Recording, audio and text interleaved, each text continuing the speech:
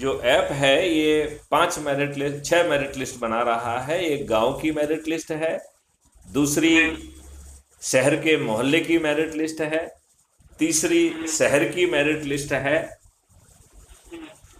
चौथी जो है जिले की मेरिट लिस्ट है, और पांचवी प्रांत की प्रदेश की मेरिट लिस्ट है, और छठवीं जो है देश की मेरिट लिस्ट है।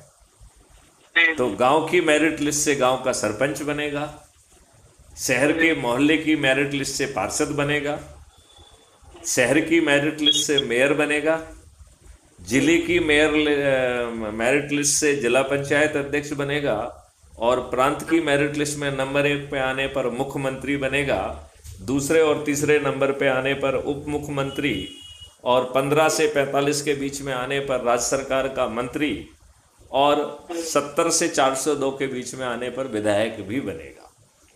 यदि राष्ट्रीय स्तर की मेरिट लिस्ट में वो सब अपने लोगों को जोड़कर नंबर 1 पर अपने आप को स्थापित कर पाता है तो वो इस देश का प्रधानमंत्री बनेगा। दूसरे और तीसरे स्तर पर नंबर पे आने वाला उप प्रधानमंत्री, 82 में आने वाला केंद्रीय मंत्री, और 543 में आने पर वह जो है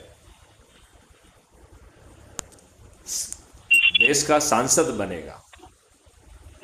और इसमें 5 मौलिक अधिकार और 21 महालक्ष्यों के तहत ये पूरा देश ही बदल जाएगा। इस देश में हर व्यक्ति को उसके पोटेंशियल का मौलिक अधिकार मिलेगा, पोटेंशियल के रोजगार का मौलिक अधिकार। तो यहाँ तो आप नौकरी के लिए परेशान हैं और मैथिली शरण गुप्त कह रहे हैं कि नौकरी नहीं, आपके पोटेंशियल का आपको रोजगार मिलेगा। समझ गए? और आज के लॉर्ड मैकाले वाली शिक्षा नहीं मिलेगी आपको, आपके पोटेंशियल को रियलाइज करने वाली शिक्षा दी जाएगी। राइट?